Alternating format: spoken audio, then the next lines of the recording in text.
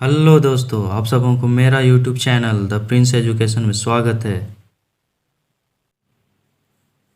चलिए दोस्तों, आज हम लोग झारखंड की जलवायु के बारे में देखेंगे। सबसे पहले हम लोग जानेंगे कि जलवायु का परिभाषा क्या होता है।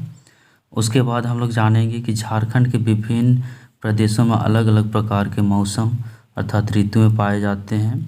इसके क्या कारण है उसके बारे में जानेंगे और कुछ कुछ ऐसे पॉइंट को पढ़ेंगे हम लोग जो कि विभिन्न परीक्षाओं में पूछे जाते हैं। तो चलिए सबसे पहले हम लोग देखते हैं जलवायु का परिभाषा। देखिए दोस्तों, इसमें जलवायु का परिभाषा कुछ इस प्रकार से है। जब वायुमंडलीय परिघटनाएं एक छोटे प्रदेश में तथा अल्प काल के लिए होता है तो उसे मौसम कहते हैं, जबकि वायुमंडलीय परिघटनाएं एक विस्तृत प्रदेश में तथा लंबे समय तक प्रभावी होता है तो उसे हम लोग जलवायु कहते हैं।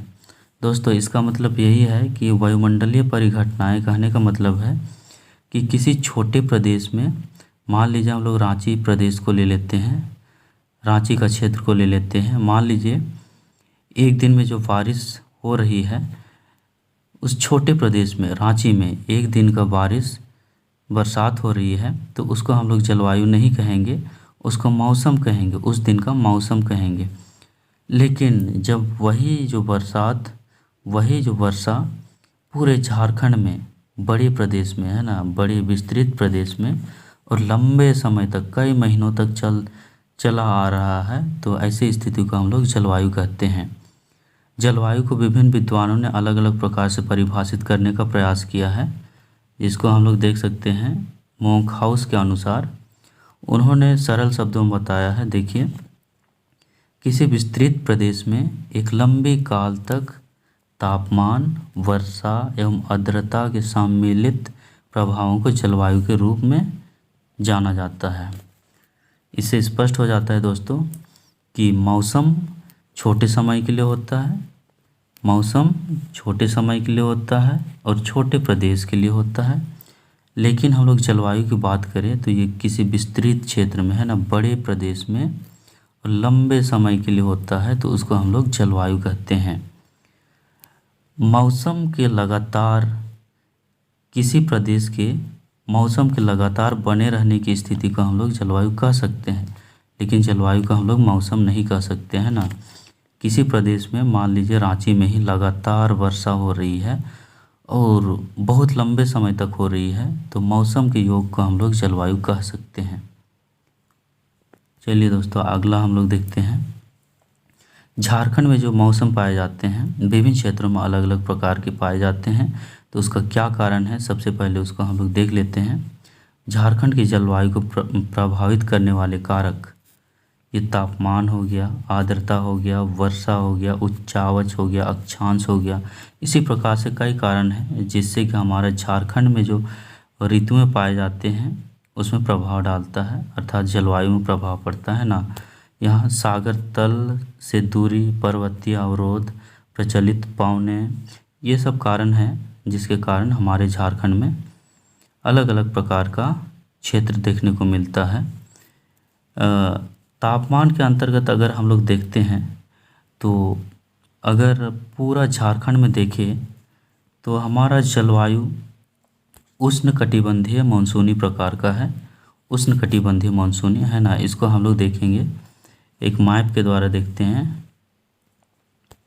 उष्णकटिबंधीय मानसूनी कहने का मतलब ये है कि हमारा जो ये पृथ्वी है,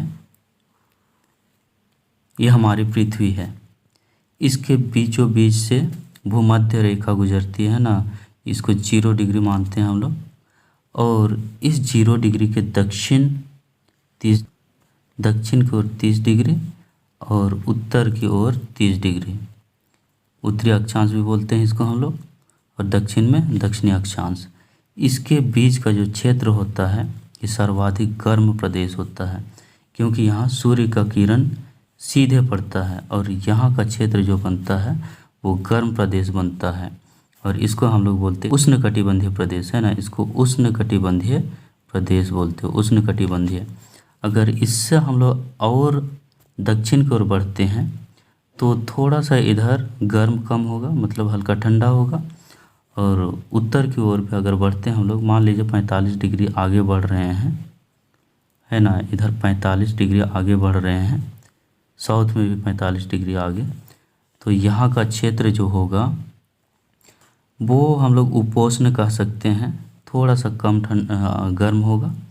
अगर इधर और आगे बढ़े 66 डिग्री के आसपास, तो इस प्रदेश से थोड़ा सा और ठंडा होगा। और अगर हम 90 डिग्री पर चल जाएं तो यहाँ का क्षेत्र बर्फ़ से जमा होता है और यहाँ सर्वाधिक ठंडा होता है। तो दोस्तों यहाँ पर हम लोग देख सकते हैं, यहाँ पर है ना, यहाँ 30 डिग्री हम लोग आगे बढ़े थे, इधर भी 30 डिग्री, लेकिन कर्क रेखा जो है हमारा 23 डिग्री, 23.5 डिग्री के बीचों बीच है ना, 23.5 डिग्री। और ये जो कर्क रेखा है ये भारत के बीचों बीच से गुजरती है, भारत के बीचों बीच से। और पिछले वीडियो में हमने बताया था कर्क रेखा के बारे में, पिछला वीडियो को देख लीजिएगा, डिस्क्रिप्शन में भी मैं डाल दूंगा या आई बटन में भी देख लीजिएगा, वीडियो के अंत में भी देख लीजिएगा, है ना। झारखंड के भी बीचों बीच से कर्क रेखा गुजरती है, अर्थात इससे हम लोग पता कर सकते हैं कि कर्क रेखा हमारा गर्म प्रदेश से होकर के गुजरती है, अर्थात उष्णकटिबंधीय क्षेत्र से। तो इससे स्पष्ट हो जाता है कि हमारा झारखंड जो है उष्णकटिबंधीय प्रदेश में आता है। लेकिन ये मानसूनी का क्या मतलब है, चलिए मानसूनी को भी हम लोग समझ लेते हैं।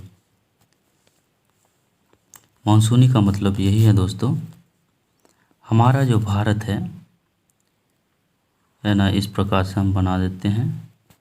तो पवनें चलती हैं, बंगाल की खाड़ी से भी चलती हैं और अरब सागर से भी चलती हैं।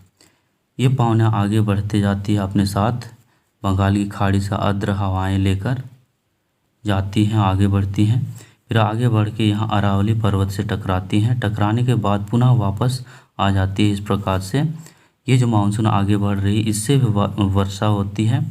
और इधर नॉर्थ से ईस्ट की ओर जब पवनें लौट रही हैं तो लौटती हुई मानसून है ना, इससे भी वर्षा होती है, झारखंड में भी होती है। और अरब सागर से बढ़ती है पवनें, इसे भी हमारा जो झारखंड है या भारत, इसमें भी वर्षा होती है। तो इसी वजह से हमारा झारखंड का जो यहाँ पर देखिए उष्णकटिबंधीय मानसूनी जलवायु, तो वही है उष्णकटिबंधीय का मतलब यही हुआ।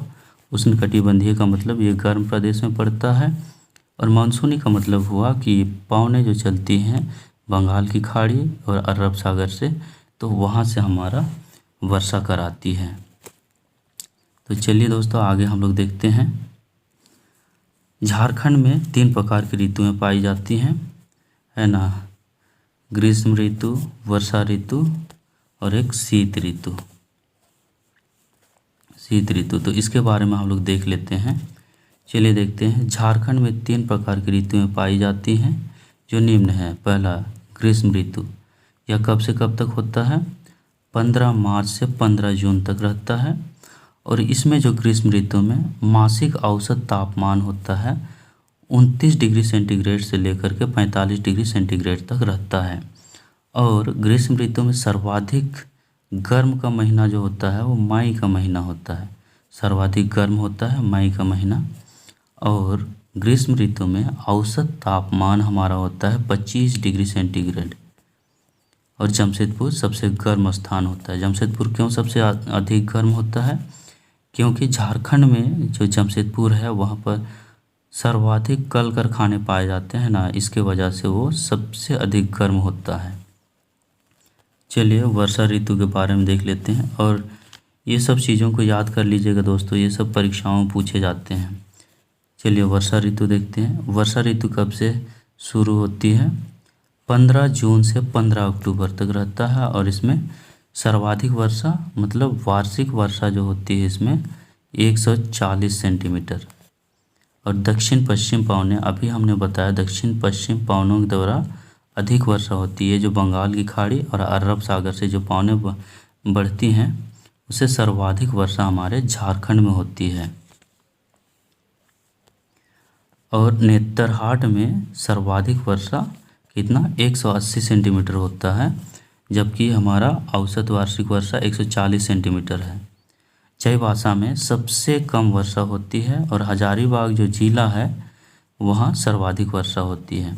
तो ये चीज़ याद कर लीजिएगा, औसत वार्षिक वर्षा 140 और नेतरहाट में 180 सेंटीमीटर वर्षा होती है। अगला हम लोग देखते हैं शीत ऋतु के बारे में। शीत ऋतु यह कब से स्टार्ट होता है? नवंबर से लेकर फरवरी महीना तक चलता है। इसमें जो तापमान रहता है इस ऋतु में 15 डिग्री सेंटीग्रेड से लेकर के 21 डिग्री सेंटीग्रेड तक। और यहाँ जनवरी का महीना सबसे ठंडा होता है। और ग्रीष्म ऋतु में हम लोग क्या देखे थे? मई का महीना है ना, मई का महीना सबसे गर्म होता है। और इसमें देखिए नेतरहाट सर्वाधिक ठंडा वाला स्थान है। यहाँ का तापमान 7 डिग्री सेंटीग्रेड से भी नीचे चला जाता है। नेतरहाट के बारे में हम लोग क्या देखें दोस्तों? यहाँ सर्वाधिक ठंडा भी होता है और सर्वाधिक वर्षा भी यहाँ होता है ना। नेतरहाट में 180 सेंटीमीटर वर्षा और सर्वाधिक ठंडा 7 डिग्री सेंटीग्रेड से भी नीचे चला जाता है। तो इन चीज़ों को याद कीजिएगा दोस्तों, यही सब एग्ज़ाम में पूछे जाते हैं। तो दोस्तों आज की वीडियो में बस इतना ही। मेरा वीडियो अच्छा लगा होगा तो सब्सक्राइब ज़रूर कर दीजिएगा और लाइक तो बनता है दोस्तों।